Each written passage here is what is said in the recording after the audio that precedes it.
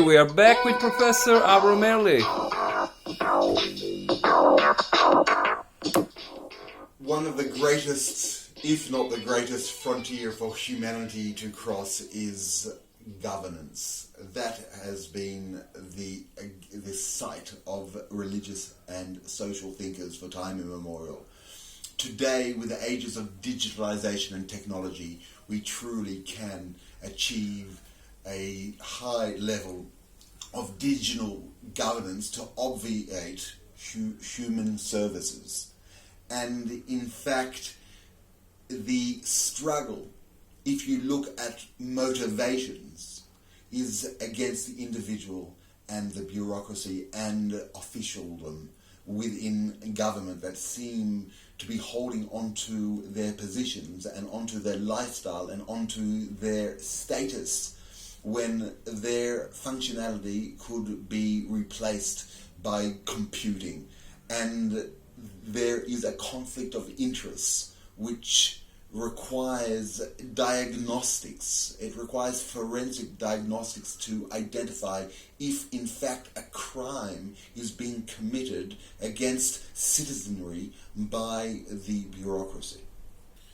When this obstacle is removed and governance is cheap, if not free and automated on autopilot, where information is available, individual citizens' information can be made available for free as a government service, as a mechanical and automated service, where our brains can be preserved and exchanged and used as platforms to further advance our creative wills. That is when government will take on a different name.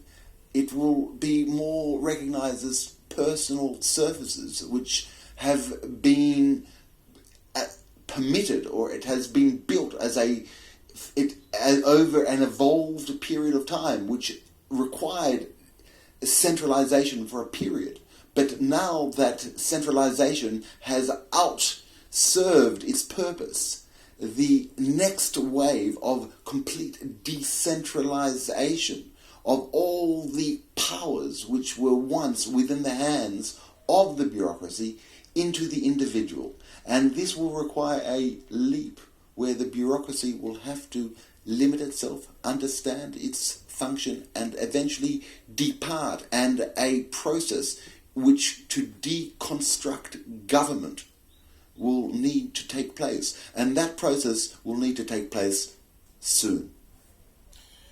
So what is the difference between a utopian vision and a brave new world, dystopian chaos or nightmare? And what is the difference between ideal and harmonized and what people write in as antichrist or demonic? How does one negotiate towards a better future? The sages of the Talmud and of the Bible associate knowledge as being the foremost important value in measuring the past and proceeding forward, and associating knowledge with the divine experience, with prophecy, with the ability to pass over lessons and laws and sentences over generations. And the freedom of knowledge is the basic right and liberty that humanity must preserve. And the laws which preserve the freedom of information are different in many countries, but the Freedom of Information Act has interpretations all over the world. The basis of it is the right of the citizens to have access to its own information, and to be able to trade and exchange and manage and form and create and imagine their own knowledge in the way that they choose to with other people. And that frontier, to be able to manage that ideal in the 21st century with modern tools, is what government must become a vehicle for.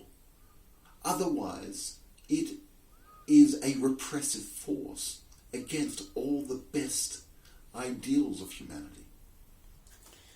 The end of fees to access the courts and government services.